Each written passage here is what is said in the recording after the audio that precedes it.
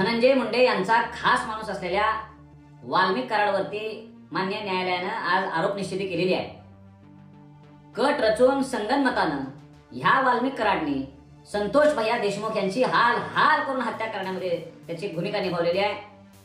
खऱ्या अर्थानं मानव जातीला काळीमा फासण्याची गोष्ट, फासल्यासारखी गोष्ट आणि ही अत्यंत व्हेरी रेअर केस आज ह्या संतोष देशमुख हत्या प्रकरणानंतर समोर आलेली आहे। अहो, त्या बांगलादेशमधल्या लोकांनी जितके हाल करून एका हिंदूला मारलं, तसेच त्यापेक्षाही क्रूर हाल संतोष भैया देशमुखांचे ह्या भारतात झालेले आहेत। म्हणून भारतीय संस्कृतीला काळीमा फासणारी घटना आणि त्या घटनेमध्ये सहभागी असलेला मुख्य सूत्रधार वाल्मिक कराड होता, तर वाल्मिक कराडला फासावर चढवलं गेलं पाहिजे ही सर्वसामान्य सर्व समाज बांधवांची, मराठ्यांची असेल, ओबीसींची असेल, दलितांची असेल, सगळ्यांची ही भूमिका आहे ही मी सुरुवातीला सांगू इच्छितो। आणि वाल्मिक कराड हा माझा खास माणूस आहे हे असं वारंवार धनंजय मुंडे यांनी बोललेलं आहे।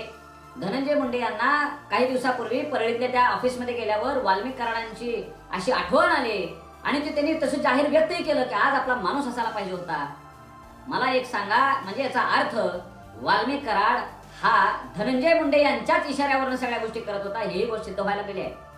माझी देवेंद्र फडणवीस साहेबांना विनंती आहे की जी काही बीडमध्ये वाल्मिक कराड आणि टोळी, ह्या टोळीनं जे काही खंडण्या वसूल केलेल्या आहेत, सगळ्या गोष्टी केलेल्या आहेत, खून केलेल्या आहेत आणि त्यात वंजाऱ्यांना सुद्धा सोडलेलं नाही, वंजारी समाज बांधवांच्या सुद्धा हत्या ह्या वाल्मिक कराडांनी गँगने केलेल्या आहेत। आणि ह्या सगळ्या टोळ्यांचा जर प्रमुख आकार कोण असेल तर ते धनंजय मुंडे आहेत। आणि धनंजय मुंडे यांच्या आमदारकीचा राजीनामा झालाच पाहिजे अशी विनंती मी सकल मराठा समाजाच्या वतीनं करतोय।